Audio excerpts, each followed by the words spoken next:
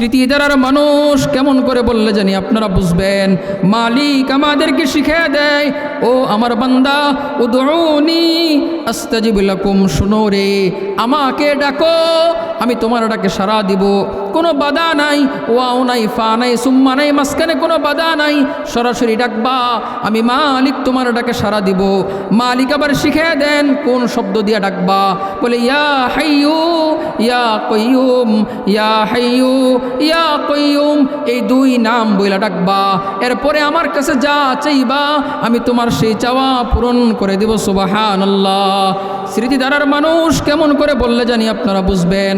আমরা যখন বিপদে পড়ে যাই, সুন্দর মতো চায়ের দোকানে যাই, পায়ের উপর পা উঠাই, ডান হাতে একটা সিগারেট থাকে, বাম হাতে চা থাকে, পায়ের উপর পা উঠাইয়া দোকানে বলে রিমোট ছাড়ো, রিমোট দিয়ে টিভি ছাড়ো, টিভি দেখে হতাশ পেরেশান, বলে কেন কেন, বলে আমার বইল না ব্যবসায় আমি লস খেয়ে গেছি, আর বইল না বিবির সাথে ঝগড়া হয়েছে, আর বইল না ছেলে মেয়েগুলো কথা শুনে না। বলেন ঠিক না বে ঠিক? কিন্তু না না না, আমি যদি মুসলমানের বাচ্চা হই, বিপদে পড়ে গেলে ফিরবো কার দরবারে? বলেন কার দরবারে? বিপদে পড়ে গেছি, ফিরবো তো মালিকের দরবারে। আমার কাজ তো হইলো অজু করো, সুন্দর মতো যায় নামাজ বিছাও, 2 রাকাত নামাজ পড়ো, এরপরে মালিকের দরবারে 2টা হাত উঠাও, ঠিক কিনা বলেন? এরপরে মালিকের কাছে চাও, ইয়া হাইয়ু ইয়া কাইয়ুম। আরে বন্ধু, আপনি যে চায়ের দোকানে গেলেন, বিড়ি সিগারেট খাইলেন, মদ খাইলেন, গাঁজা খাইলেন, ওটা কি সমাধান? ও ভাই, এটা সমাধান? এটা কি সাহায্য? বিপদ আসছে, মালিক পরীক্ষা করছে, বিপদ আমি তারা দিলাম, দেখি সে বিপদের সময় আমার কাছে আসে নাকি ভুল পথে চলে যায়। ভুল পথে চলে গেলে তো আপনি পরীক্ষায় ফেল হয়ে গেছেন। আমার তো দরকার ছিল মালিকের দরবারে আসা। মুসলমান তো এক জায়গায় মাথা নত করে, শুধুমাত্র আল্লাহর দরবারে। মুসলমান এক জায়গায় হাত পাতে, সেটা হলো শুধুমাত্র আল্লাহর দরবারে। কিন্তু আমরা কোথায় যাই? আমাদের মহিলারা কোথায় যায়? বিপদে পড়লে সুন্দর মতো চলে যায় কিস্তি উঠানোর জন্য, লোন উঠানোর জন্য। আর আমাদের সমাজের এই যে লোন যারা দেয়, তারা এত ভালো মানুষ, তারা পুরুষদেরকে পছন্দ করে না, মহিলাদেরকে পছন্দ করে। শহরে কম হলেও গ্রাম দেশে বেশি হয়। পুরুষ যখন ঘরে থাকে, কিস্তির লোক ঘরে আসে না। পুরুষ যখন কাজে কামে চলে যায়, তখন কিস্তির লোক বাড়িতে আসে। আইসা তখন আপা, বাবি, খালা বিভিন্ন কথা বইলা বুঝায়। কিছু লোন উঠাইয়া যদি কয়টা হাঁস কিনেন, তাহলে ভালোই আপনার উন্নতি হইব। এটা দিয়ে এরপরে বড় লোকের স্বপ্ন দেখে। মহিলা মানুষ তো, অন্তর তো নরম, স্বপ্ন দেখে হাঁস 2টা কিনছি, এটা দিয়ে ডিম পারছে, আরও হাঁস হয়েছে, আরও পারছে, বিশাল হাকিম। রব্বি জিদনি ইলমা, রব্বি শরহ লি সদরি ওয়ায়াসসির লি আমরি ওয়াহলুল উকদাতাম মিন লিসানি ইয়াফকাহু কওলি। اللهم صل على محمد في أول كلامنا، اللهم صل على محمد في أوسط كلامنا، اللهم صل على محمد في آخر كلامنا. جزا الله تعالى عنا محمدا صلى الله عليه وسلم ما هو أهله. اللهم صل على محمد وأنزله المقعد المقرب عندك يوم القيامة. اللهم صل على محمد كما تحب وترضى له. اللهم صل على روح سيدنا محمد في الأرواح، وعلى جسد محمد في الأجساد، وعلى قبر محمد في القبور. اللهم صل على سيدنا محمد عدد ما في علم الله، صلاة دائمة بدوام ملك الله. اللهم صل على سيدنا محمد كلما ذكره الذاكرون وكلما غفل عن ذكره الغافلون اللهم صل على سيدنا محمد وعلى آل سيدنا محمد اللهم صل وسلم وبارك على سيدنا محمد وعلى آل سيدنا محمد الحمد لله স্মৃতি দ্বারা যুব সমাজের উদ্যোগে প্রথম বার্ষিক ওয়াজ দোয়া মাহফিলের শেষ সময় আমরা এখনও আল্লাহ তাআলা আমাদেরকে দুনিয়ার ঝামেলা থেকে মুক্ত রেখে কোরআন হাদিসের মজলিস আলেম ওলামাদের মজলিস তথা জান্নাতের বাগানে বসার দিনই আলোচনা শোনার তৌফিক দান করেছেন। সকলে একসাথে শুকরিয়া আদায় করে জোরে বলি আলহামদুলিল্লাহ। আর একটু জোরে বললে আরও সুন্দর হতো, আরও জোরে বলেন আলহামদুলিল্লাহ। আমাদের আওয়াজ এখন বেশি হওয়া দরকার। আকাশে বাতাসে চতুর্পাশে আল্লাহ তাআলার গুণগান ছড়ানো দরকার। তখনই আমাদের উপর রহমত আসবে, আমাদের উপর থেকে আযাব আর গজব দূর হবে। চতুর্পাশ থেকে যেইভাবে আমরা ফিতনা দ্বারা বেষ্টিত হয়ে আছি, এই কারণে আমাদের খুব বেশি দরকার, বেশি থেকে বেশি দরকার মালিকের গুণগান গাওয়া, মালিকের দিকে ফিরে যাওয়া। কি বলেন আপনারা? জোরে বলেন ঠিক না বেঠিক? মুহতারাম হাজিরিন, আমরা এমন এক সময়ের মধ্যে বসবাস করতেছি যে সময় মানুষ আল্লাহ চিনেন না, মানুষ রসুল করিম সাল্লাল্লাহু তাআলা আলাইহি ওয়াসাল্লামকে চিনেন না, না আল্লাহর শান সম্পর্কে জানেন, না আল্লাহর জাত সম্পর্কে জানেন, না আল্লাহর সিফত সম্পর্কে জানেন, না নবীজি সম্পর্কে জানেন, না নবীজির খতমে নবুত সম্পর্কে জানেন। কোনো ব্যাপারগুলো মানুষ জানে না। বাসা বাসা জ্ঞান নিয়ে মানুষ বসবাস করতেছে, আর বুঝে না বুঝে মানুষ আল্লাহ এবং তার রসুল সাল্লাল্লাহু তাআলা আলাইহি ওয়াসাল্লামের শানে বিভিন্নভাবে বিষোদ্গার করতেছে। বাস্তব না অবাস্তব? কখনো আমরা দেখি বাউলের নামে আল্লাহ তাআলার শানে কটূক্তি করা হয়, কখনো আমরা দেখি কাদিয়ানীদের নামে রসুলের শানে কটূক্তি করা হয়, কখনো আমরা দেখি নাস্তিকতার নামে আল্লাহ এবং রসুল এবং ইসলাম নিয়ে আজওয়াজে মুতাহাররাত তাদেরকে নিয়ে, রসুলের পবিত্রা স্ত্রী সমূহ যারা আছেন তাদেরকে নিয়ে বিশুদ্ধার করা হয়। ঠিক না বেঠিক বলেন? কেন কেন এইগুলো হয়? মানুষ আল্লাহ সম্পর্কে জানে না, রসুল সম্পর্কে জানে না। এই কারণে আমার বড় ইচ্ছা হচ্ছে যে আমি আপনাদের সামনে আল্লাহ তাআলার পরিচয় সম্পর্কে আলোচনা করব। কি আমার থেকে বলে না না না, এই যে আল্লাহ তাআলা কোরআন দিয়েছেন, এই কোরআনের ভিতরে আল্লাহ তাআলা নিজের জাত এবং সিফত সম্পর্কে আলোচনা করেছেন। আজকে আমরা এই কোরআনকে জিজ্ঞেস করব, জিজ্ঞেস করে করে আল্লাহকে চিনব। রাজি আছি ইনশাআল্লাহ? কারা কারা রাজি আছি? বলেন নারে তাকবীর, নারে তাকবীর, নারে তাকবীর। হাত নামান। এবার কথা বলার আগে একটা আবেদন আপনাদের কাছে, যারা দাঁড়িয়ে আছেন সামনে, ভিতরে বসে যান, জায়গা আছে আপনারা বসে যান। একটু পরে এই জায়গাটাও থাকবে না, আগে আগে আপনাদের জায়গা আপনারা বসে যান সুন্দর মতো। যারা স্বেচ্ছাসেবক ভাই আছে আমরা সবাইকে বসিয়ে দিই সুন্দর মতো।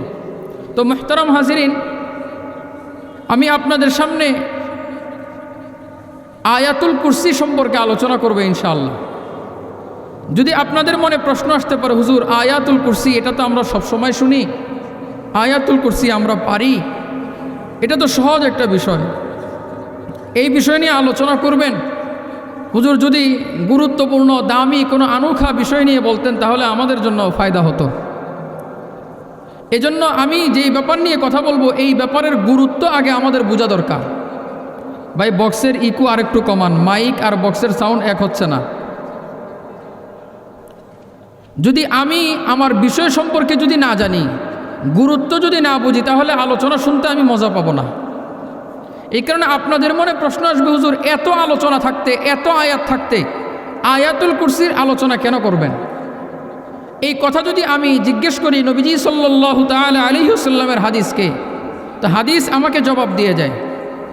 হযরত উবাই ইবনে কাব রাদিয়াল্লাহু তাআলা আনহু বলেন, নবীজি সাল্লাল্লাহু তাআলা আলাইহি ওয়াসাল্লাম একদিন আমাকে জিজ্ঞেস করতেছেন, ও আবুল মুনজির বলো দেখি, কোরআন শরীফের মধ্যে সবচেয়ে দামি আয়াত সবচেয়ে শ্রেষ্ঠ আয়াত কোনটি? তো হজরত উবাই ইবনে কাব বলেন, ইয়া রাসূলুল্লাহ, আল্লাহ এবং তার রাসূলই সবচেয়ে ভালো জানেন।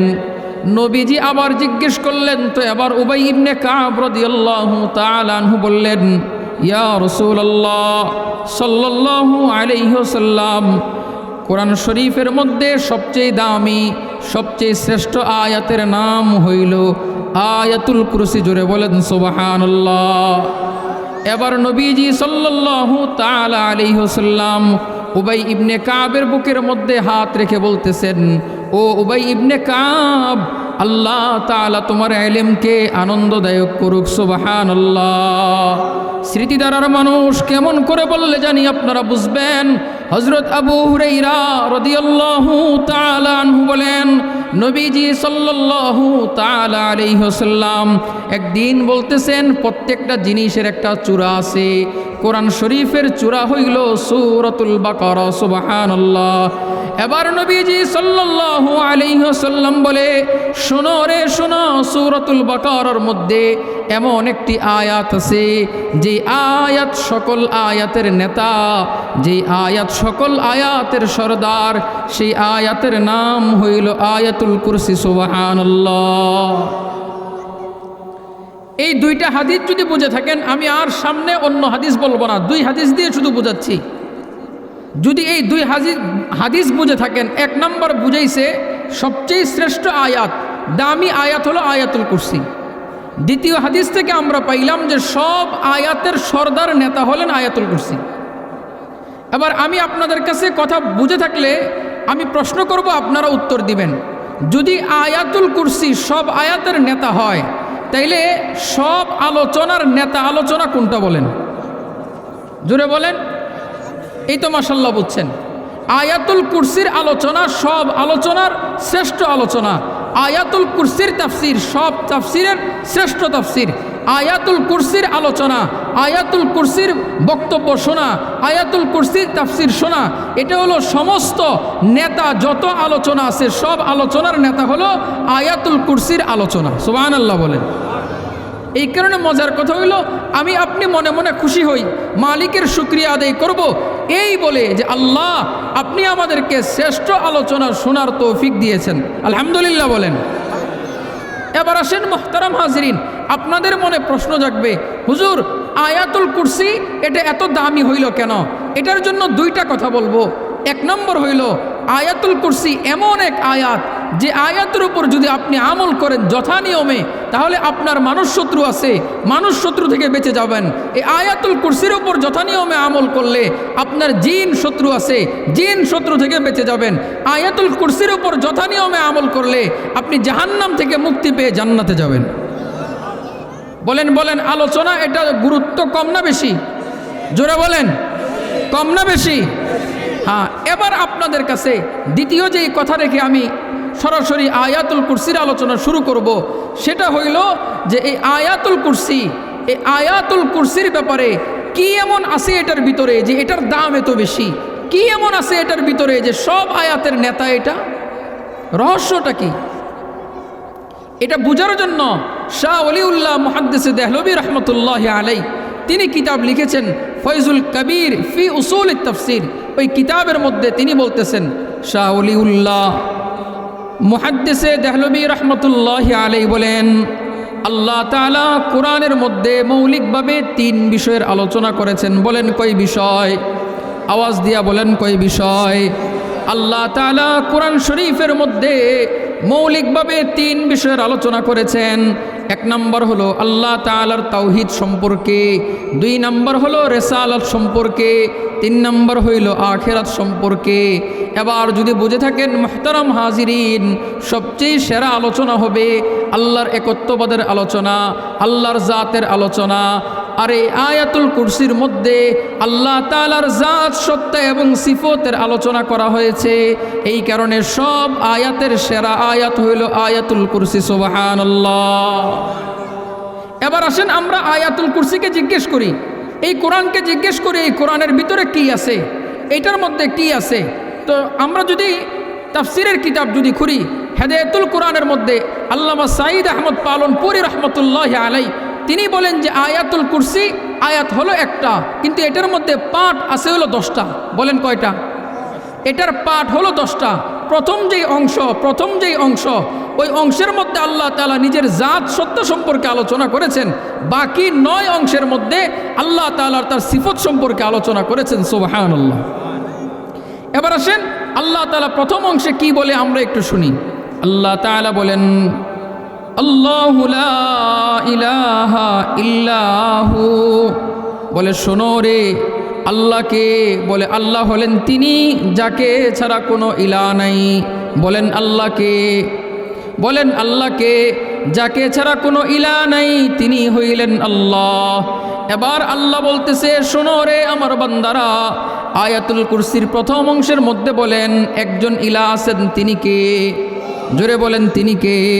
আল্লাহ বলে শোনো শোনো শোনো, আমি ছাড়া কোনো ইলাহ নাই, আমি ছাড়া কোনো খালিক নাই, আমি ছাড়া কোনো মালিক নাই, আমি ছাড়া কোনো রাজ্জাক নাই, আমি ছাড়া কোনো সত্তার নাই, আমি ছাড়া কোনো গফির গফুর গফ্ফার নাই। এবার আল্লাহ বলেন আল্লাহু লা ইলাহা ইল্লাহু, বলে আল্লাহ ছাড়া কোনো ইলাহ নাই। এবার আমাদের মনের মধ্যে প্রশ্ন আসবে, ওগো আল্লাহ আপনি বললেন আপনাকে ছাড়া কোনো ইলাহ নাই, কিন্তু আমরা তো দেখি আমাদের সমাজের মধ্যে বিভিন্ন জায়গায় ইহুদিরা বলে উজাইর ইবনুল্লাহ, উজাইর আলাইহিস সালাম আল্লাহ তাআলার সন্তান। ঈসারা বলে, ঈসাই যারা আছে, খ্রিস্টান যারা আছে তারা বলে ঈসা ইবনুল্লাহ, ঈসা নবী হইলেন আল্লাহর সন্তান। মক্কার মুশরিকরা বলতো ফেরেশতারা হইল আল্লাহর কন্যা। তো এবার মনের মধ্যে প্রশ্ন আসে, আল্লাহ তারা যে কথাগুলো বলে এই কথার জবাব কি? এবার আল্লাহ চমৎকারভাবে সুন্দরভাবে কোরআনের একটা ছোট্ট সূরার মধ্যে জবাব দিয়া দেয়। ছোট্ট সূরার ছোট্ট একটা অংশের মধ্যে আল্লাহ বলেন লাম ইয়ালিদ, শোনো আল্লাহ তাআলা কাউকে জন্ম দেন নাই। অতএব যারা ইহুদি আছে তারা যদি বলে আল্লাহর সন্তান হলো উজাইর, এই কথা সত্য নয়।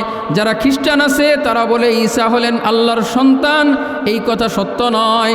যারা বলে ফেরেশতারা আল্লাহর কন্যা, তাদের কথা সত্য নয়। আল্লাহ বলেন কুল হুয়াল্লাহু আহাদ, বলেন কুল হুয়াল্লাহু আহাদ আল্লাহুস সামাদ লাম ইয়ালিদ ওয়া লাম ইউলাদ ওয়া লাম ইয়াকুল লাহু কুফুয়ান আহাদ। আল্লাহু আকবার বলেন। ভাই কথা আমার না আল্লাহ? প্রশ্ন আমাদের মনের মধ্যে আসতেছে, প্রশ্নের জবাব কে দিতেছেন? সাউন্ড সিস্টেম ভাই আপনাদের সাউন্ড আপনারা ঠিক করেন। খুব বিরক্ত লাগতেছে, আপনাদের বক্সের সাউন্ড মাইকের সাউন্ড অ্যাডজাস্ট হচ্ছে না, কথা আগে পরে হইতেছে, ঠিক করেন। তো যেই কথা বলতেছিলাম, তো এই জবাব তো আল্লাহ তাআলা দিচ্ছেন, জবাব আমরা দিচ্ছি না। জবাব কে দেন? আল্লাহ তাআলা জবাব দিচ্ছেন। তো এবার আপনাদের মনে প্রশ্ন আসবে, হুজুর সব কিছু তো বুঝলাম, কিন্তু আমরা দেখি আমাদের সমাজে এমন কিছু লোক আছে যারা আল্লাহই মানে না, যারা ইলাই মানে না, যারা রব মানে না, সৃষ্টিকর্তা মানে না। এদেরকে কি বলা হয়? বলেন বলেন, কি বলা হয়? নাস্তিক বলা হয়। হুজুর ওরা তো আল্লাহরে মানে, আল্লাহর সাথে ভিন্ন কাউকে মানে। হিন্দুরাও তো একজন সৃষ্টিকর্তা মানে, এটার সাথে আরও অন্যগুলারে মানে, 33 কোটি দেবদেবী মানে। কিন্তু সমাজে এক শ্রেণী আছে তারা তো আল্লাহই মানে না, কিচ্ছুই মানে না, এদেরকে নাস্তিক বলা হয়। এদের ব্যাপারে আল্লাহ কি বলেছেন এটা জানা দরকার আছে কিনা নাই বলেন? আল্লাহ বলতেছেন একজন একক ইলাহ আছেন। কি আছেন বলেন? আমরা যদি আল্লাহকে জিজ্ঞেস করি আল্লাহ, ওরা বলতেছে কোনো কিচ্ছু নাই। এই নাস্তিকদের ব্যাপারে আমি সংক্ষিপ্তভাবে আপনাদেরকে 2টা জিনিস বলবো। যারা যুবক আছেন আপনারা মনোযোগ সহকারে শুনবেন। নাস্তিকদের সাথে কখনো যুক্তি তর্ক করতে যাবেন না। কি করতে যাবেন না বলেন? কথা একটাই, বিনা দলিলে আল্লাহ এক। বলেন বিনা দলিলে কি? আল্লাহ এক। বিনা দলিলে কি? আল্লাহ এক। তাদের সাথে তর্কে জড়ানো যাবে না। 2 নম্বর ব্যাপার হলো তাদের ব্যাপারগুলো আমাদের জানা দরকার আছে। বোঝানোর জন্য আমি শুধু তাদের 2টা কথা বলবো। নাস্তিকদের মাথার মধ্যে, ব্রেনের মধ্যে গোবরও নাই। বলেন কি নাই? গোবরও নাই। গোবর থাকলে জৈব সার হয়, তাদের মাথায় গোবরও নাই। একটু পরে বুঝাচ্ছি। নাস্তিকদের কথা হইল তাদের 2টা কথা। 1 নম্বর হইল যা দেখি না তা মানি না। কি ভাই বলে কিনা বলেন? যা দেখি না তা মানি না। দুই নাম্বার তারা বলে যে এই দুনিয়া অটোমেটিক সৃষ্টি হয়েছে, সর্বপ্রথম একটা বিন্দু ছিল, এই বিন্দুটা বিস্ফোরণ হয়েছে, তারপরে দুনিয়া হয়ে গেছে, এরপরে আস্তে আস্তে সব কিছু শেষ হয়ে যাবে। এই হলো নাস্তিকের কথা। এবার আসেন এক নম্বর জবাব, যা দেখি না তা মানি না, এই কথা সঠিক নয়। সব জিনিস দেখে মানার সুযোগ নাই, অনেক জিনিস আছে যা না দেখে মানতে হয়। নাস্তিক বলে বুঝি না, থাপ্পড় লাগাই দেন। মারছে কেন? কই মারলাম, ব্যথা পাইছি। মারার দাগ কই, ব্যথার দাগ কই? নাই তো মারি নেই। কথা বুঝেন নাই? মারছেন যে তারে দেখা যায়, মায়ের দেখা যায়। আচ্ছা নাস্তিককে জিজ্ঞেস করেন, দুইটা মানুষকে একসাথে শোয়ায় রাখছে, একজন মানুষ হলো ঘুমন্ত, আরেকজন মানুষ হলো মৃত, এই দুইজনের মধ্যে পার্থক্য কি? বলে যেই ব্যক্তি হলো মৃত তার ভিতরে রূহ নাই, আর যেই ব্যক্তি জীবন্ত তার ভিতরে রূহ আছে। দেখতে তো একরকম দেখা যায়, পার্থক্য শুধু রূহ আছে আর রূহ নাই। নাস্তিককে জিজ্ঞেস করো, তুমি কি রূহ জীবনে দেখছো? বলে দেখি নাই। তো না দেখলে মানো কেন? কি ভাই বলেন বলেন, খালি চোখে তুমি কি দেখছো বাতাস, তো মানো কেন? এই কারণে সব জিনিস দেখে মানতে হয়, এই কথা সঠিক নয়। আমি আপনাদেরকে শাহ জুলফিকার আলী নকশবন্দি রহমতুল্লাহ আলাই, তিনি 14 তারিখে মারা গেছেন। পুরা পৃথিবী বিখ্যাত একজন বুজুর্গ ছিলেন, নকশবন্দি তরিকার সেরাদের একজন ছিলেন শাহ জুলফিকার আলী নকশবন্দি রহমতুল্লাহ আলাই। এই যে 14 ডিসেম্বর তিনি ইন্তেকাল করছেন। কত বড় আল্লাহর কুতুব ছিলেন, কেমন করে বললে আপনারা বুঝবেন। ওনার ইন্তেকালের আগের দিন ওনার একজন খলিফা স্বপ্নে দেখতেছেন, নবীজি সাল্লাল্লাহু তাআলা আলাইহি ওয়াসাল্লাম স্বপ্নে যুগে আসছেন। তিনি দেখতেছেন নবীজি দাঁড়িয়ে আছেন, নবীজির সাথে সাহাবাই কেরামও আছেন। নবীজির সাথে কারা আছেন? সাহাবাই কেরামও আছেন। তিনি জিজ্ঞেস করতেছেন, ইয়া রাসূলুল্লাহ, কার জন্য অপেক্ষা করতেছেন? তো নবীজি সাল্লাল্লাহু তাআলা আলাইহি ওয়াসাল্লাম বলতেছেন, আমি আমার জুলফিকারের জন্য অপেক্ষা করতেছি। খলিফা বলতেছেন, এরপরে দেখলাম যে আমার পীর হজরত জুলফিকার আলী নকশবন্দি রহমতুল্লাহ আলাই সামনে আসলেন, নবীজির সাথে মুসাফা করলেন, নবীজি নিয়ে গেলেন ভিতরে, একসাথে তারা নামাজ পড়লেন। আমার ঘুম ভেঙে গেছে। পরের দিন ফজরের সময় খবর আসছে যে আমাদের হজরত ইন্তেকাল করছেন। জগৎ বিখ্যাত একজন বুজুর্গ ছিলেন। আল্লাহ তাআলা ওনার কবরকে নূর দ্বারা ভরপুর করে দেন, ওনার ফয়ুজ এবং বারাকাত আমাদের সবাইকে দান করেন, আমিন বলেন। তিনি ওনার কিতাবের মধ্যে এক ঘটনা লিখতেছেন। পৃথিবীর বিভিন্ন অঞ্চলে তিনি খেদমত করতেন, দাওয়াতি কাজ করতেন, বহু রাষ্ট্রে যাইতেন। লক্ষ লক্ষ মানুষ ওনার হাতে বায়াতবদ্ধ হয়ে হেদায়েতের আলো পেয়েছেন। ওনার কাছে ইংল্যান্ড থেকে কিংবা লন্ডন থেকে একজন বাবা আসছেন ওনার ছেলেকে নিয়ে, এসে বলতেছেন, হজরত, আমার ছেলেটাকে বিদেশ পড়াশোনা করাইছি, তো আমার ছেলেটা নাস্তিক হয়ে গেছে, আল্লাহ খোদা কিচ্ছু মানে না। বলে আপনি যদি একটু বুঝাইয়া দেন। বলে ঠিক আছে, আপনার ছেলেকে ডাকেন। ছেলেকে ডাকার পরে সামনে আনছে। এবার হজরত জিজ্ঞেস করতেছেন, কি ভাই, কেন আল্লাহকে মানেন না, কি সমস্যা? তিনি বলেন যে হজরত, যা দেখি না তা মানি না। হজরত কোনো জবাব দিলেন না, চুপচাপ জিজ্ঞেস করলেন, উনি কে? ছেলেকে জিজ্ঞেস করতেছেন, বাপেরে দেখে যে তিনি কে? বলে আমার পিতা। কে বলছে? বলে আমার মা বলছে। আপনি কি দেখছেন পিতা হইতে? কয় না। তাহলে মানেন কেন? মা বলছে। তো আপনি তো দেখেন নাই আপনার যে সে পিতা, মায়ের কথায় মানছেন। আপনার মায়ের কথা ভুল হইতে পারে, পৃথিবীর সব মানুষের কথা ভুল হইতে পারে, কুল কায়নাতের সব কিছু মিথ্যা হইতে পারে, কিন্তু আমাদের নবী হযরত মুহাম্মদুর রাসূলুল্লাহ সাল্লাল্লাহু তাআলা আলাইহি ওয়াসাল্লামের কথা কোশ্চিন কেলেও মিথ্যা হইতে পারে না। আমাদের নবীজি আমাদেরকে বলেছেন, আমাদের একজন রব আছেন, তিনি আর কেউ না, তিনি আল্লাহ। আপনি আপনার মায়ের কথায় বাবাকে মানলেন, তো আমরা আমাদের নবীর কথায় আমাদের আল্লাহকে মানি। ছেলে লাজবাব হয়ে গেছে। ও বন্ধু, আমি আপনাদের কাছে প্রশ্ন করতে চাই, যা দেখি না তা মানি না, এই যুক্তি সঠিক নয়। এই যুক্তি কি নয়? সঠিক নয়। হ্যাঁ, কেউ দেখে না, এই কথা কে বলছে? আমাদের নবীজি আমাদের আল্লাহকে দেখেছেন, আমরা আমাদের নবীজির কথাই বিশ্বাস করি। কি বন্ধু, কথা কি বুঝে আসছে? 2 নম্বর কথা আসেন, তাদের বিগ ব্যাং থিওরি, পৃথিবী কিচ্ছু ছিল না, বিন্দু একটা ছিল, বিস্ফোরণ হয়েছে, পৃথিবী সুন্দর মতো সাজানো গুছানো হয়ে গেছে। এবার জিজ্ঞেস করবেন নাস্তিককে, নাস্তিক, বিন্দুটা দেখছিলা? কি বন্ধু, দেখছে তারা? দেখছো তুমি? দেখি নাই। তো দেখো নাই বিন্দু, তো না দেখলে বিশ্বাস করলা কেন? বিস্ফোরণ হইতে দেখছো, দেখি নাই, বিশ্বাস করলা কেন? আটকাইছে কিনা বলেন? আরে নাস্তিক, তোর মাথায় তো গোবরও নাই। আমরা বলি কিচ্ছু ছিল না, কিচ্ছু ছিল না।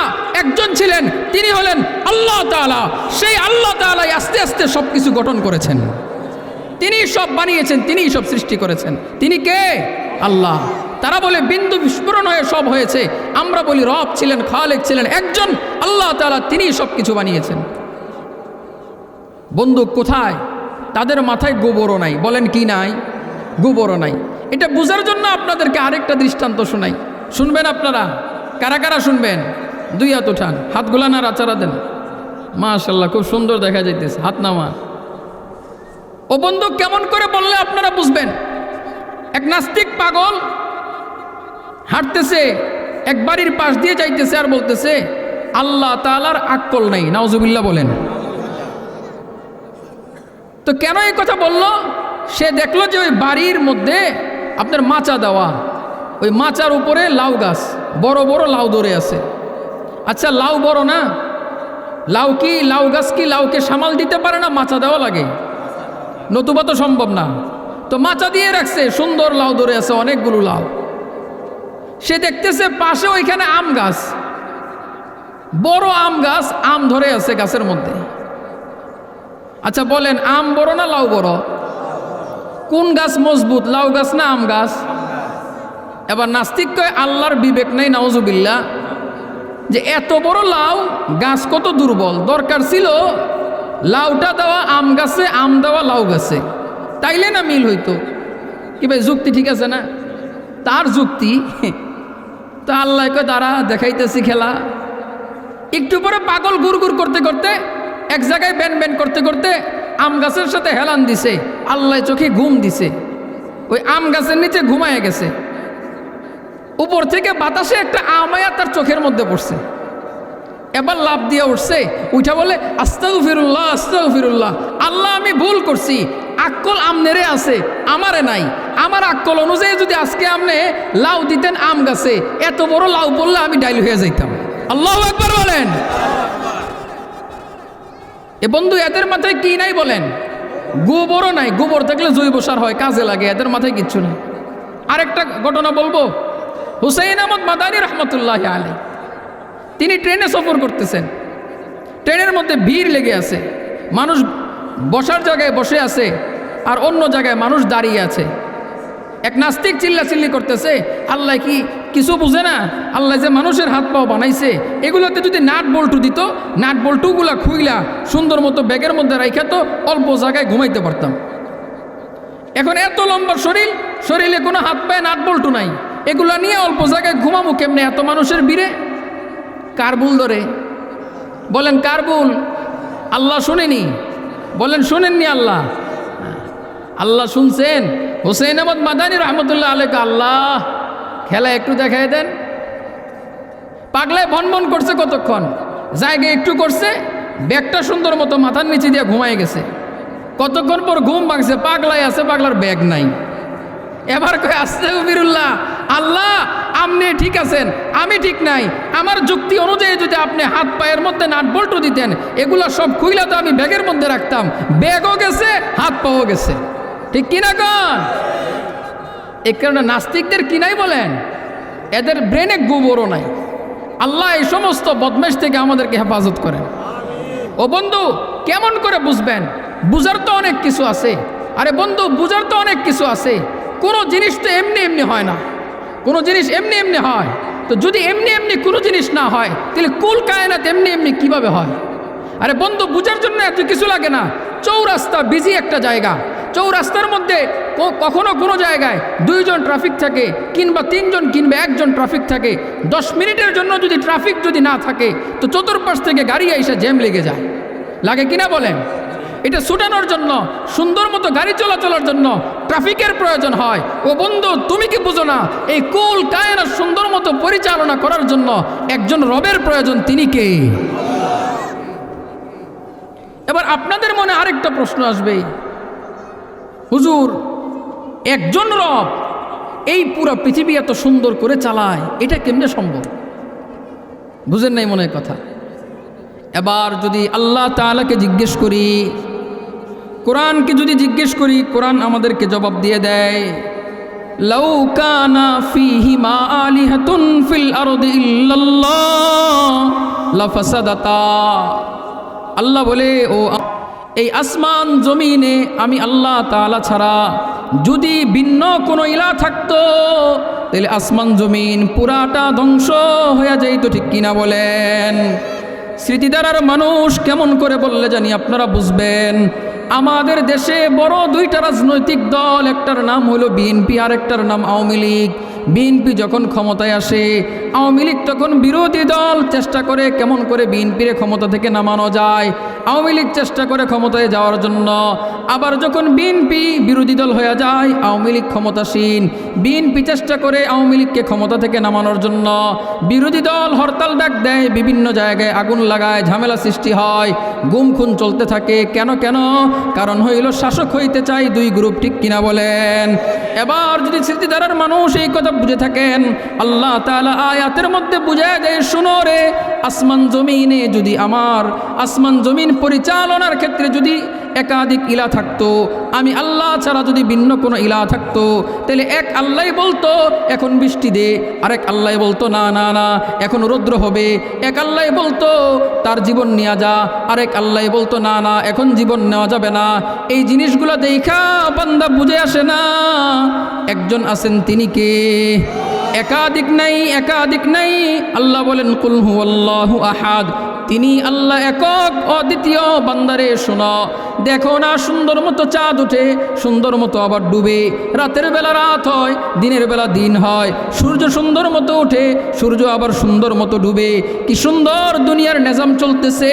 এটা দিয়ে বুঝে আসে ইলাহ একাধিক নয়, ইলাহ আছেন একজন, তিনি কে? ভাই কথাকে আমি নিজের থেকে বানায় বললাম, কোরআন দিয়েই তো বললাম। আমি তো মালিককে জিজ্ঞেস করছি, মালিক আমাদেরকে জবাব দিয়ে দেয়। ও বন্ধু, আমরা আল্লাহ চিনি নাই। কি চিনি নাই বলেন? যে যাকে চিনছে তার পিছনেই তো সে ঘুরে, যে যাকে চিনছে সে তো তার জন্য পাগল হয়। আমরা যে আল্লাহ চিনি নাই, এই কারণে আল্লাহর পাগল হইতে পারি নাই। বাহাউদ্দিন নকশবন্দি রহমতুল্লাহ আলাই তিনি বলেন, ও দুনিয়ার মানুষ, আল্লাহ চিনো নাই, আল্লাহ কোথায় খুঁজো? এই হাতের 5 আঙ্গুলের ভিতরে তো আল্লাহ আছে। সুবহানাল্লাহ বলেন। তিনি বলে, তোমরা খুঁজে পাও না? এই দেখো, এটা হলো আলিফ, এটা লাম, এটা লাম, এটা হলো হা। সুবহানাল্লাহ বলেন। বাহাউদ্দিন নকশবন্দি রহমতুল্লাহ আলাই তিনি মুরিদানদের অন্তরের মধ্যে হাত দিতেন, হাত দিয়া কলবে আল্লাহ আল্লাহ জিকির জারি করতেন। সুবহানাল্লাহ বলেন।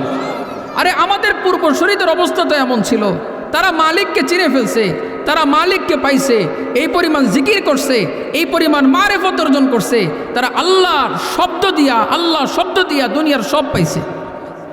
এত কিছু লাগে না, এক আল্লাহ শব্দ দিয়া সব পাইছে। গোলাম হাসান সোহাগ রহমতুল্লাহ আলাই আল্লাহর বড় একজন কুতুব ছিলেন, নকশবন্দি তরিকার বড় পীর ছিলেন। ওনার এমন পরিমাণ আল্লাহ তাআলার মারেফত অর্জন হয়েছে, তিনি যদি কারো দিকে আল্লাহ বলে অন্তর্দৃষ্টি দিতেন, ওই ব্যক্তির সাথে সাথে কালিমা পড়া শুরু করত। আস্তে কোন সুবহানাল্লাহ।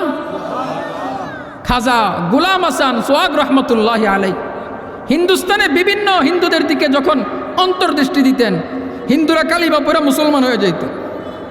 আদালতের মধ্যে মামলা গেছে, আদালতের মধ্যে মামলা গেছে যে একজন বুজুর্গ আছে, সে তো আমাদের সব হিন্দু করে মুসলমান বানাই ফেলতেছে।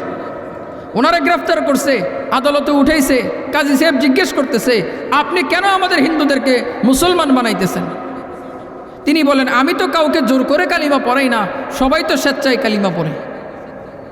তারা ওনাকে বারবার জেরা করতেছেন। এবার ওনাকে যে আশেপাশে যে এই সমস্ত পুলিশ আছেন, তিনি পুলিশের দিকে নজর দিছেন, অন্তর্দৃষ্টি দিছেন, আর পুলিশ কালিমা পড়া শুরু করছে।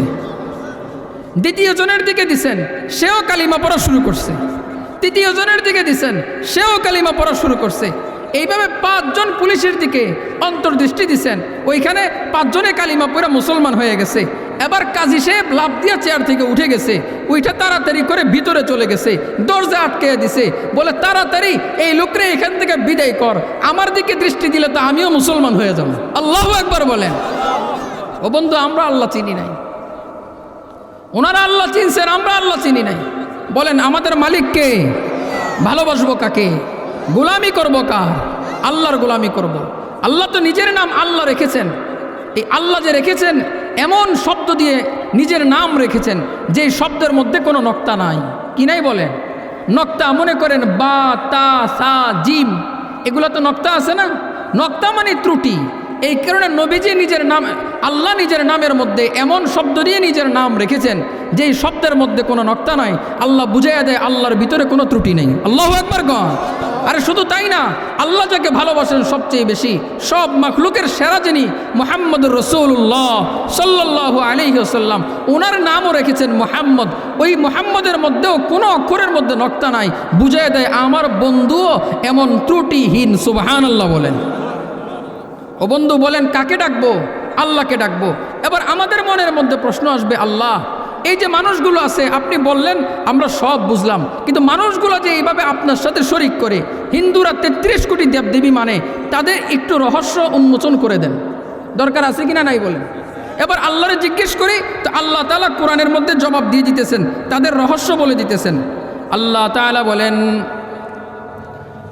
ইয়া আইয়ুহান নাস দুরিবা মাসালুন ফাসতামিউ লাহ।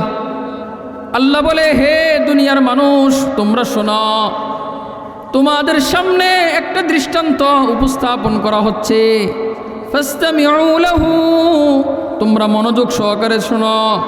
ইন্নাল্লাযীনা তাদউনা মিন দুনিল্লাহ, আল্লাহ বলে শোনো, যেই সমস্ত মানুষগুলো আল্লাহ তাআলার সাথে ভিন্ন কাউকে ডাকে, আল্লাহ তাআলার সাথে শরিক করে, ওই সমস্ত মানুষগুলোর দৃষ্টান্ত শোনো। আমি সহজ করে আপনাদেরকে বুঝাই। আল্লাহ তাআলা আমাদেরকে বুঝাই দেয়, দুনিয়ার মানুষ হিন্দুরা 33 কোটি দেবদেবীর পূজা করে, আমার সাথে শরিক করে, তাদের অবস্থা জানো। আল্লাহ বলে শোনো রে, তারা যতগুলার পূজা করে, লাই ইয়াখলুকু যুবাবা, তারা একটা মাছি বানাইতে পারবে না। সুবহানাল্লাহ। আল্লাহ বলে না না না, কোনো একটা দেবদেবী দরকার নাই। এবার আমি চ্যালেঞ্জ ছুড়ে দিচ্ছি রে দুনিয়ার মানুষ, তোমরা আমি আল্লাহকে ছাড়া যার পূজা করো, লাই ইয়াখলুকু যুবাবা ওয়া লা ইজতামাউ লাহ, বলে শোনো তোমাদের যত দেবদেবী আছে সবাইকে বলো, সবাই মিলে যেন একটা মাছি বানায়।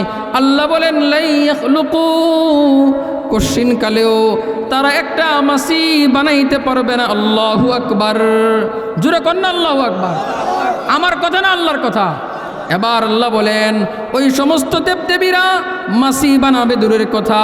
ওয়া ইন ইয়াসলুবহুমুয যুবাবু শাইআন লা ইস্তাকিযুহু মিন, আল্লাহ বলেন শোনো, মাছি যদি তাদের সামনে থেকে, মূর্তির সামনে থেকে কোনো খাবার নিয়ে যায়, মূর্তিগুলো মাছির থেকে নিজের খাবারটারে বাঁচাইতে পারে না, ঠিক কিনা বলেন? আল্লাহ বলেন দাউফাত তালিবু ওয়াল মাতলুব, কতই না দুর্বল তাদের উপাস্য, কতই না দুর্বল তারা উপাসনাকারী, ঠিক কিনা বলেন? স্মৃতিধারার মানুষ কেমন করে বললে জানি আপনারা বুঝবেন। হিন্দুদের অবস্থায় আপনাদেরকে বলি, নিজের হাতে মাটি দিয়া সুন্দর মতো বানাইছে মূর্তি, পিছন দিয়া ঢুকাই দিছে একটা বাস, ঠিক কিনা বলেন? মূর্তিটারে বানাইছে, মন্দিরের মধ্যে রাখছে, বলে আমগো এবার পূজা আছে, পূজা করতে হবে। বাতাসা দেয়, মিষ্টান্ন দেয়, দুধ কলা রুটি, রাতের বেলা পূজার জিনিস দেওয়া যায়। সকালবেলা আইসা দেখে যেই পরিমাণ দুধ দিছি, যেই পরিমাণ আমরা খাবার দিছি, খাবারগুলো কমে গেছে, খুশি হয়ে যায়, বলে আমাদের পূজা কবুল হয়েছে, ঠিক কিনা বলেন? কিন্তু না না না, তোমাদের পূজা কবুল হয় না।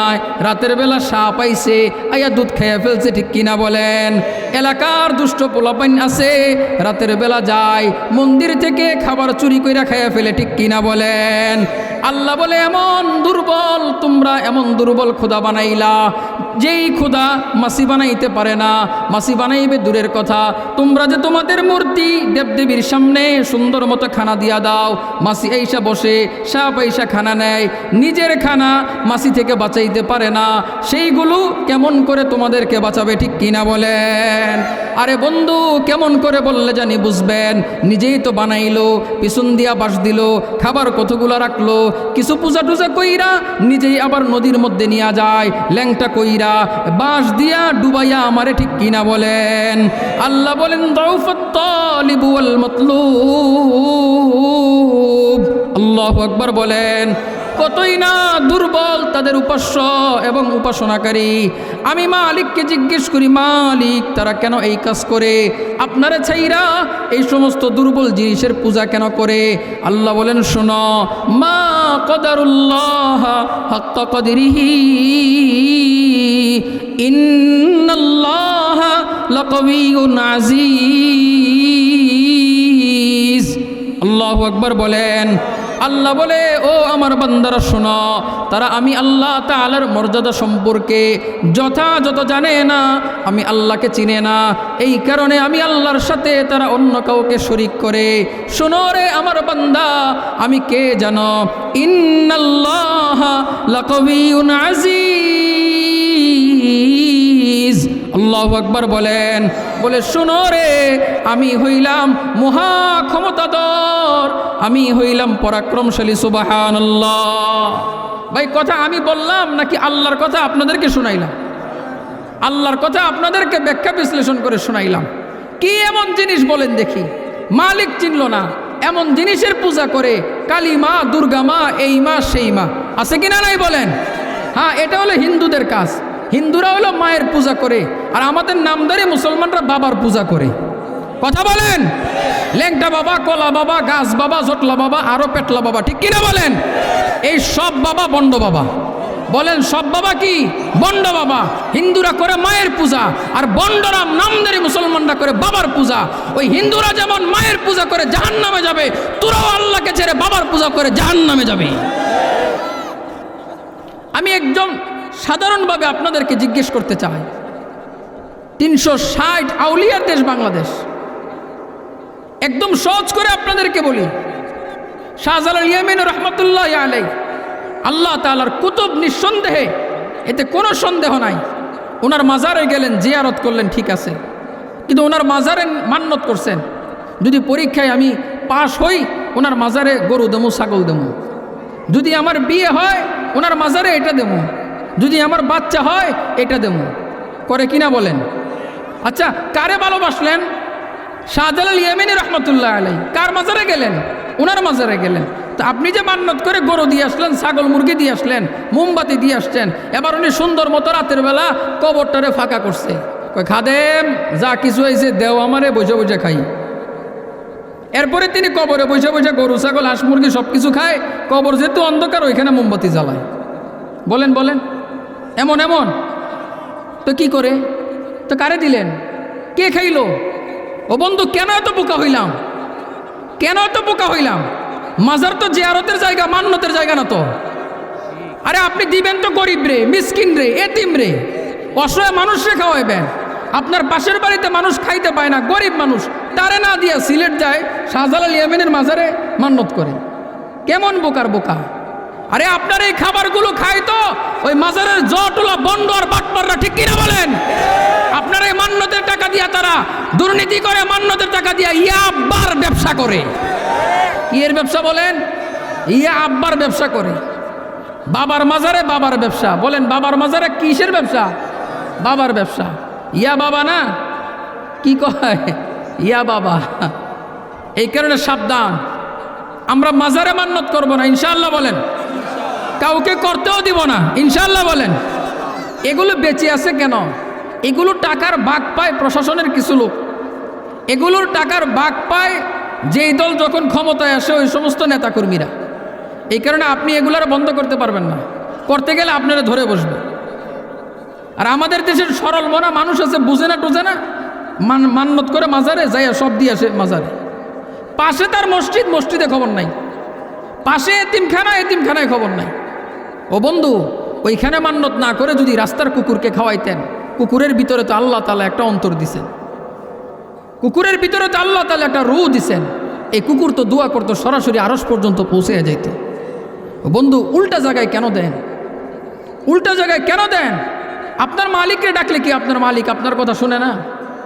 মাজারে যাইবেন, দোয়া করবেন, ওনাদের নাম ধরে ওনাদের জন্য দোয়া করবেন, ওনাদেরকে উসিলা কইরা দোয়া করবেন, কিন্তু ওনাদের কাছে যাওয়া যাবে না। ওনারা দেওয়ার মালিক নয়, দেওয়ার মালিক একজন, তিনি কে? জোরে বলেন, তিনি কে? আল্লাহ। আমরা আমাদের আল্লাহকে চিনি না, আমরা আমাদের রবকে চিনি নাই, এই কারণে আজকে আমাদের এই দুর্দশা। এই কারণে রবকে চিনবো তো ইনশাআল্লাহ, রবকে ডাকবো তো ইনশাআল্লাহ। ও মোহতারাম হাজিরিন, এইভাবে আমি যদি কথা বলতে থাকি, এই প্রথম অংশ আমি শেষ করতে পারবো না। তবে আমার ইচ্ছা হলো আমি দ্বিতীয় অংশের কিছু কথা আপনাদের সামনে উপস্থাপন করব। শুনবেন আপনারা? শুনবেন? আল্লাহ তাআলা প্রথম অংশের মধ্যে নিজের জাত এবং সত্তার কথা বলেছেন যে তিনি একক ইলাহ। কি ইলাহ বলেন? একজন বললে, এক বললে এটার দ্বিতীয় হয়, একক বললে দ্বিতীয় হয় না। এই কারণে আল্লাহ বলছেন কুল হুয়াল্লাহু আহাদ। কি শব্দ বলেছেন? আহাদ বলেছেন। এরপরে আল্লাহ বলছেন আল্লাহুস সামাদ। আমরা এইভাবে পড়ি যে আল্লাহ হলেন অমুখাপেক্ষী, কিন্তু এটা পরিপূর্ণ নয়।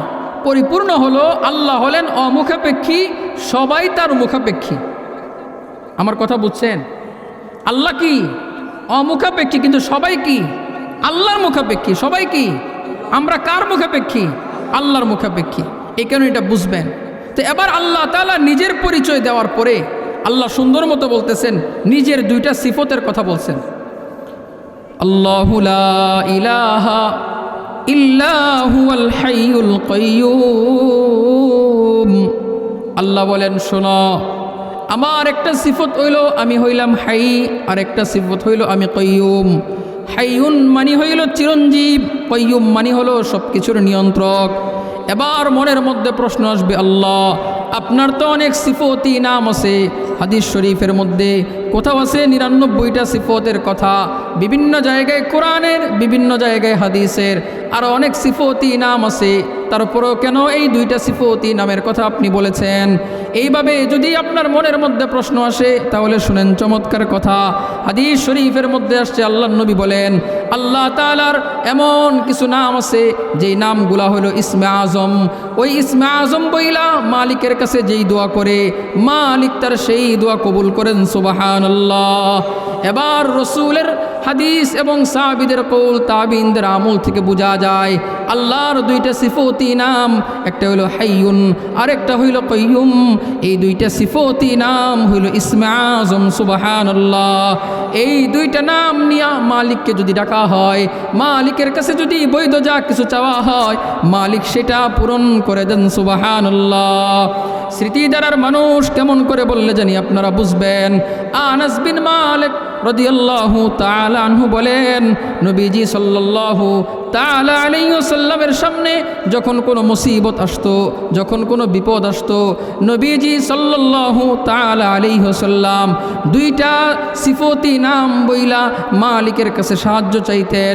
নবীজি বলতেন, ইয়া হাইয়ু ইয়া কাইয়্যুম বিরহমাতিকা নাস্তাগীস, ইয়া হাইয়ু ইয়া কাইয়্যুম বিরহমাতিকা নাস্তাগীস, ইয়া হাইয়ু ইয়া কাইয়্যুম বিরহমাতিকা নাস্তাগীস। হযরত আনাস বিন মালিক রাদিয়াল্লাহু তাআলা আনহু বলেন, এইভাবে আল্লাহর নবী দুইটা সিফতি নাম নিয়া মালিকের কাছে সাহায্য চাইতেন, আর আল্লাহ তাআলা নবীজির প্রয়োজন পূরণ করে দিতেন। সুবহানাল্লাহ। হযরত আলী রাদিয়াল্লাহু তাআলা আনহু বলেন, মুসলমানদের জন্য ইসলামের প্রথম জিহাদ বদরের যুদ্ধ। বদরের যুদ্ধে সাহাবীদের সংখ্যা হলো মাত্র ৩১৩ জন। তেমন অস্ত্র নাই, তেমন কোনো শক্তি সামর্থ্য নাই, দুর্বল সাহাবী।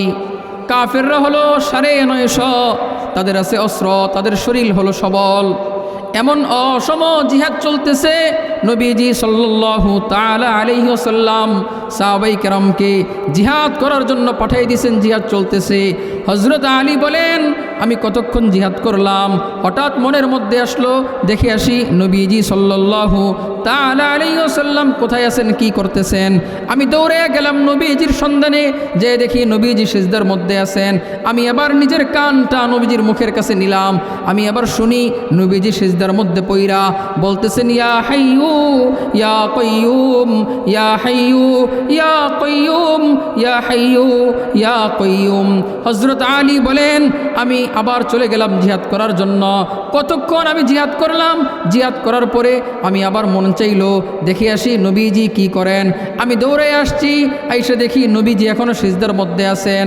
এবারও আমি কাছে গেলাম, নিজের কানটা নবীজির মুখের কাছে নিলাম। আমি এবারও শুনতেছি নবীজি সিজদার মধ্যে সুন্দর মতো বলতেছেন, ইয়া হাইয়ু ইয়া কাইয়ুম, ইয়া হাইয়ু ইয়া কাইয়ুম।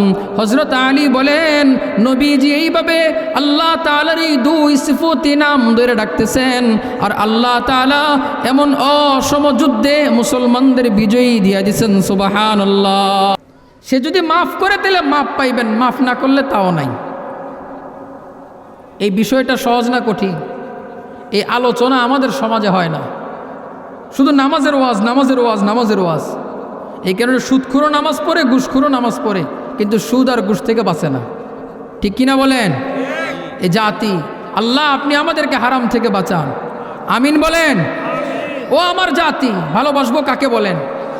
আল্লাহকে ভালোবাসবো। গোলামি করব কার? জোরে বলেন কার? আল্লাহর গোলামি করব। আল্লাহ তাআলা তো চমৎকার কথা বলেন, ওয়াল্লাযীনা আমানু আশাদ্দু হুব্বাল লিল্লাহ। বলে শোনো, যারা ইমানদার তারা আমাকে সিরিয়াস ভালোবাসে। কি ভালোবাসা বলেন? জোরে বলেন, জোরে বলেন। সিরিয়াস ভালোবাসা। আমি আল্লাহ তাআলার সংক্ষিপ্তভাবে যতটুকু পারছি পরিচয় দিছি, আমার হাতে সময় কম, আমি শেষ দিকে চলে যাচ্ছি। যে আল্লাহ বলতেছেন ইমানদাররা আমাকে সিরিয়াস ভালোবাসে। কি ভালোবাসা বলেন? সিরিয়াস ভালোবাসা। আল্লাহ সিরিয়াস ভালোবাসা মানে কি আপনাদেরকে যদি সহজ করে একটু বুঝাই। মজনু একদিন হাঁটতেছেন পাগলের মতো, এক ব্যক্তি নামাজ পড়তেছেন, মজনু পাগল হয়ে নামাজের সামনে দিয়ে গেছেন। তো মজনু যখন নামাজের সামনে দিয়ে গেছেন, তো নামাজ শেষ করছেন, নামাজই শেষ কইরা মজনুকে জিজ্ঞেস করতেছে, মজনু পাগল হয়ে গেলা নাকি? নামাজের সামনে দিয়ে হাঁটছ, গুনাহ হয় নাই? মজনুকে ধমক লাগাইছে। মজনু বলে, আরে আমি যে তোমার নামাজের সামনে দিয়ে গেলাম, তুমি টের পাইলা কেমনে? আমি তো লাইলির প্রেমে এই পরিমাণ পাগল হয়েছি, নামাজের সামনে দিয়ে গেছি না নদীর উপর দিয়ে গেছি না কোন দিক দিয়ে গেছি, আমার তো হুশে নাই। আমি লাইলির প্রেমে পাগল, আরে আমি তো একটা মাখলুকের প্রেমে পাগল হইয়া এমন দিশাহারা হয়েছি। তুমি তো আল্লাহ তাআলার প্রেমে পাগল হইছ, তো তুমি নামাজের মধ্যে কেমনে বুঝলা আমি যে তোমার সামনে দিয়ে গেছি? তোমার ভালোবাসা কোথায়? দুনিয়ার প্রতি যদি আমার এমন ভালোবাসা হয় মাখলুকের প্রতি, তুমি না আল্লাহরে ভালোবাসা নামাজ পড়ো, তো তুমি কেমনে টের পাইলে আমি যে তোমার সামনে দিয়ে গেছি? ও বন্ধু, আমরা আল্লাহকে ভালোবাসি না, মিথ্যা কথা ভালোবাসি না। আমরা ইবাদত করি স্বভাবে, ইবাদত করি ভালোবাসা না। যদি আপনি বলেন হুজুর আমরা আল্লাহকে ভালোবাসে ইবাদত করি, তাহলে আমি আপনাকে জিজ্ঞেস করতে চাই, যদি আপনি আপনার স্ত্রীকে ভালোবাসেন, স্ত্রী ভালোবাসার প্রমাণ কি?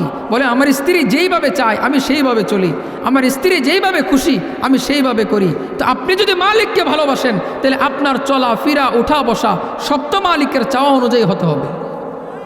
তাইলে তো মালিকের ভালোবাসা। তাহলে কোথায়? আমার আল্লাহ বলছেন কি আর আমি করি কি? আমার আল্লাহ চান কি আর আমি করি কি? বন্ধু, কোথায় ভালোবাসলাম? আসলে ভালোবাসি না মালিককে, ধোঁকাবাজি করি। কথা বলেন, কি করি? ধোঁকাবাজি করি, ভালোবাসি না। তো বলবেন হুজুর না ভালোবাসা কাজ করি। ভালোবাসা যদি করতেন, আমি আপনাদেরকে দৃষ্টান্ত দেই, জিজ্ঞেস করতে চাই, বলেন দেখি আমরা কুকুর খাইনি? আমরা কুকুরের গোশত কেন খাই না? জোরে বলেন, জোরে বলেন। হারাম, এই কারণে খাই না। শুকুরের গোশত খাই কেন? শিয়ালের গোশত, বাঘের গোশত খাই না। কেন খাই না? হারাম দেখে। আমি আপনাদের কাছে জিজ্ঞেস করতে চাই, খুব চমৎকার মজার গোশত হইল গরুর গোশত। চর্বি গোশতের সাথে যদি থাকে এটা খাইতে আরও মজা। শুকুরের গোশতের মধ্যে চর্বি বেশি থাকে। যদি সুন্দর মতো শুকুরের গোশত রান্না করে আপনাকে দেওয়া হয়, খাবেন? চর্বিওয়ালা গোশত না খাবেন? কেন খাবেন না? এই কারণে হারাম দেখে খাবেন না, কথা সত্য। এবার আমি আপনাকে জিজ্ঞেস করতে চাই, তাইলে সুদ কেন খান? ঘুষ কেন খান? নামাজ কেন ছাড়েন? মিথ্যা কেন বলেন? ধোঁকাবাজি কেন করেন? কি বন্ধু, এটার জবাব কি? তাহলে হুজুর আমি কেন কুকুরের গোশত খাই না? এটা রুচিতে কুলায় না, এই কারণে খাই না। ওই যে আমার আব্বাও খাই নাই, আম্মাও খাই নাই, ছোটবেলা থেকে অভ্যস্ত করাই নাই, এই কারণে খাই না। শুকুরের গোশত হুজুর এই কারণে খাই না, যদি ছোটোবেলা থেকে খাওয়াইতো তাইলে আবার ঠিকই খাইতাম। কেন আব্বাই না আমার ছোটোবেলা থেকে নাচানাচি শিখাইছে, বড় হয়েও নাচে, গান শিখাইছে, বড় হয়েও গান গায়। বাস্তব না অবাস্তব? তো গান হারাম না হালাল? নাচানাচি হালাল না হারাম? কি সুন্দর করে বাচ্চা নাচতেছে, স্কুলের অনুষ্ঠান, বাচ্চা নাচানাচি করতেছে, বাবাই ভিডিও করে ফেসবুকে ছাড়ছে, মাশাল্লাহ আমার মেয়ে কি সুন্দর নাচতেছে। নিচে দিয়ে কমেন্টস করতেছে তার বন্ধু বান্ধব আত্মীয় স্বজন, মাশাল্লাহ সুন্দর হয়েছে, মাশাল্লাহ সুন্দর হয়েছে। ও বন্ধু কি সুন্দর হয়েছে বলেন, বলেন জোরে বলেন না। নাচানাচিটা সুন্দর হয়েছে, গান গাওয়ানো সুন্দর হয়েছে, এটা হালাল না হারাম? তো যেইভাবে মাশাল্লাহ সুন্দর হয়েছে বলতে দেরি, ইমান যাইতে দেরি নাই। কিন্তু আমরা বুঝছি, বুঝি নাই। বন্ধু কি করলাম জীবনে? এই কারণে ভালোবাসবো কাকে? প্রকৃতভাবে ভালোবাসেন, প্রকৃতভাবে মালিককে চিনেন, মালিককে চিনে নিজের জীবন কুরবান করে দেন। কিন্তু মালিক আগুনের দিকে চলে যাইতেছে, বাচ্চা দেখে সুন্দর মতো আগুন জ্বলে, আপনি দৌড়ে গেছেন, বাচ্চারে ধরছেন, কুলে করে নিয়ে আসছেন, বাচ্চায় কান্না করে আমার আব্বু ভালো না, আমারে ওই জিনিসটা দিয়ে খেলতে দেয় নাই। বাচ্চা কেন কান্না করলো? আপনি খেলতে দেন নাই। বাচ্চা কি বুঝছে ওই জিনিসের ক্ষতি? কিন্তু আপনি কি করছেন? বুঝছেন। ও বন্ধু, এবার আপনাদের কাছে আমার জিজ্ঞাসা, আমাদেরকে বানিয়েছেন কে? জোরে বলেন না কে? এবার সেই আল্লাহ যদি আমাদেরকে বানায়া থাকেন, আমাদের ভালো আর মন্দ কে বুঝেন? জোরে বলেন। আমাদের ভালো কোনটা হবে, মন্দ কোনটা হবে, আল্লাহ তো এই কোরআনের মধ্যে বলে দিয়েছেন। এবার এই ভালোটা মানতে বলছেন, মন্দটা নিষেধ করেছেন। এবার যদি আল্লাহর কোনো বিধানটা আমার কাছে পছন্দ না হয়, তো বুঝতে হবে আমি ওই শিশুর মতো আগুন খারাপ কিন্তু বুঝতেছি না, আল্লাহ যেটা বলেছেন এটাই সঠিক। এই কারণে আল্লাহর বিধানের ক্ষেত্রে কোনো কিলোকাল চলবে না। ইনশাআল্লাহ বলেন, ইনশাআল্লাহ বলেন। আল্লাহর বিধান আমরা মানবো, ইনশাআল্লাহ বলেন। শেষ কথা, প্রধান বক্তা সাহেব আসবেন, আপনারা উঠাউঠি করবেন না। আমরা ইনশাআল্লাহ অল্প সময় বয়ান শুনে মুনাজাত করে একসাথে যাব, ইনশাআল্লাহ বলেন। এবার আসেন মোহতারাম হাজিরিন, যুব সমাজের উদ্যোগে আজকের এই মাহফিল, প্রথম বার্ষিক মাহফিল। আমাদের আলহামদুলিল্লাহ একসাথে 52 জন যুবক এটার সাথে সম্পৃক্ত আছে, আলহামদুলিল্লাহ বলেন। আস্তে আস্তে এই এলাকার যত যুবক আছে সবাই এটার সাথে শরিক থাকবে। এবং আমরা প্রাথমিকভাবে আমরা সিদ্ধান্ত করেছি, আমরা এটার মধ্যে আমরা একটা সুন্দর সংগঠন, সামাজিক অরাজনৈতিক সংগঠন আমরা প্রতিষ্ঠা করেছি। নাম দিয়েছি স্মৃতিধারা আল ইনসাফ যুব কাফেলা। স্মৃতিধারা আল ইনসাফ যুব কাফেলা। এই কাফেলাতে এই সমাজের যত যুবক আছে, চাই সে এখানের স্থানীয় হোক অথবা ভাড়াটিয়া হোক, সবাই এটার সাথে শরিক থাকবে ইনশাআল্লাহ। আগে আমি আমার নিজের প্রতি ইনসাফ করব, আমার পরিবারের প্রতি ইনসাফ করব, আমার সমাজের প্রতি ইনসাফ করব, আমার রাষ্ট্রের প্রতি ইনসাফ করব, পশু পাখির উপর ইনসাফ করব। এই কারণে সংগঠনের নাম হয়েছে আল ইনসাফ যুব কাফেলা। আল্লাহ তাআলা আল ইনসাফ যুব কাফেলাকে কবুল করেন। আর আমি সর্বশেষ আমার এই সমস্ত যুবকদেরকে, তরুণদেরকে, নৌজওয়ানদেরকে বলতে চাই, আমাদেরকে আগামী দিনে এদেশের ক্ষমতার মসনদে আগামী দিনে আমরাই বসবো, আমরাই আগামী দিনের নেতা হব, আমরাই আগামী দিনে দেশ চালাইব। এই কারণে আজকের যুবক আগামী দিনের নেতা। আজকের যুবকদেরকে যদি আমরা ঠিক করতে পারি, ইনশাআল্লাহ আগামী দিনে এই বাংলাদেশে ইসলামের পতাকা উড্ডীন হবে, ঠিক কিনা বলেন? ও যুবক, দেখো না তোমার দেশের মধ্যে কি হচ্ছে। তোমার দেশ, তুমি তোমার দেশ ভুলে গেছো, তুমি বাংলাদেশ ভুলে গেছো। তুমি তো আসো ফ্রি ফায়ার নিয়া, তুমি তো আসো গেমস নিয়া, কিন্তু তুমি তো জানতেছো না তোমার সেই যৌবনকে শেষ করে দিচ্ছে সেই মোবাইল। তুমি তো বুঝতেছো না তোমার এই গেমস দিয়া বসায় রাখছে, আসল গেম থেকে তোমাকে দূরে সরাইয়া রাখছে। তুমি তো এই খেলনার পিস্তল নিয়ে খেলবা না, তুমি তো আসল পিস্তল নিয়ে খেলবা। তুমি তো নিজেকে তৈরি করবা ভারতীয় আধিপত্যবাদের বিপক্ষে লড়াই করার জন্য, ঠিক কিনা বলেন? ও যুবক, আমি তোমাকে বলতে চাই, মুসলমান কারা, যুবক কারা, আমরা আমাদেরকে এখনো চিনি নাই। মুসলমানকে চিনতে হলে সেই সাহাবাই কেরামকে চিনতে হবে। নবীজি সাল্লাল্লাহু তাআলা আলাইহি ওয়াসাল্লাম জিহাদের ময়দানে যাবেন, সাহাবীদের কাফেলা দাঁড় করাইলেন। কারা কারা জিহাদের মধ্যে যাবেন? 2 জন রসুল দেখলেন, 2 জন বাচ্চা ছেলে কাফেলার মধ্যে ঢুকে গেছেন, তারা জিহাদের জন্য প্রস্তুতি নিয়েছেন। নবীজি সাল্লাল্লাহু তাআলা আলাইহি ওয়াসাল্লাম জিজ্ঞেস করলেন, তোমরা 2টা বাচ্চা ছেলে, তোমরা জিহাদের ময়দানে যাবা, তোমাদের বয়স কম। একজন বললেন, হুজুর ওনার কাছে, ওনার থেকে তো আমি বড় আছি, আমাকে হুজুর নিয়ে নেন। নবীজি বললেন, 2 জন থেকে বড় যিনি আছে তাকে এই কাফেলাতে নেওয়া হইল। এবার ছোট ভাই যিনি আছে তিনি বলতেছেন, ইয়া রাসূলুল্লাহ, আমার বড় ভাইকে আপনি জিহাদের মধ্যে নিলেন, কিন্তু আমার বড় ভাইয়ের থেকে আমি শক্তিতে বেশি আছি। ইয়া রাসূলুল্লাহ, তার সাথে আমাকে কুস্তি লড়াইয়া দেন, যদি আমি জিতে যাই আমাকেও নিয়ে নেন। নবীজি মুস্কি হাসলেন, বললেন ঠিক আছে, দুই ভাই মিলে কুস্তি লড়ো। এবার দুই আপন ভাই কুস্তি লড়া শুরু করলো। ছোট ভাই বলতেছে, বড় ভাই, নবীজি তোমাকে জিহাদের ময়দানে নেওয়ার জন্য ঘোষণা দিয়েছেন, কবুল করেছেন, গ্রহণ করেছেন। ও ছোট ভাই, ও বড় ভাই, তুমি তো যাইবা, আমি ছোট ভাই, আমাকে তো আল্লাহ তাআলা আল্লাহ নবী কবুল করে নাই। তুমি একটা কাজ করো, তুমি কুস্তি আমার সাথে লড়লে আমি হেরে যাব, তুমি ইচ্ছা করে নিচে পড়ে যাও, আমি উপরে উঠে যাই, তুমিও জিহাদ করতে যাও, আমিও জিহাদ করতে যাই। কথা যেমন কাজও তেমন। বড় ভাইকে ফালাইয়া দিয়েছেন, ছোট ভাই উপরে গেছেন। নবীজি মুস্কি হাসলেন, বলতেছেন, ইয়া রাসূলুল্লাহ, জিতে তো গেছি, আমারও নিয়ে নেন। আল্লাহু আকবার বলেন। ও বন্ধু, আমরা তো সেই বীরের জাতি, যেই দেশের সমাজের যুবকদের চেতনা স্প্রিয় হলো এমন, নিজের জীবন যাইতে পারে কিন্তু দ্বীন ইসলাম থেকে দূরে সরা যাবে না। শহীদি তামান্না যাদের জীবনে লালন করে, এই সমস্ত যুবকদের উত্তরসূরি হলাম আমরা, ঠিক কিনা বলেন? এই সমস্ত যুবকদেরকে একজন হাদির মাথার মধ্যে খুলিতে গুলি করে এদেশের মুসলমানদের ইমানি চেতনা স্পৃহা নিঃশেষ করা যাবে না, ঠিক কিনা বলেন? নারায়ে তাকবীর, নারায়ে তাকবীর। ইসলামের দুশমনেরা হুঁশিয়ার সাবধান। নারায়ে তাকবীর। আরে মুসলমান তো তারা যারা নিজের জীবনের মায়া করে না, তারা মুসলমান। মুসলমান তো তারা যারা সর্বদা আল্লাহ তাআলার রাস্তায় নিজের জীবন বিলিয়ে দেওয়ার জন্য সদা সর্বদা প্রস্তুত থাকে, ঠিক কিনা বলেন? আরে আমরা তো সেই জাতির উত্তরসূরি।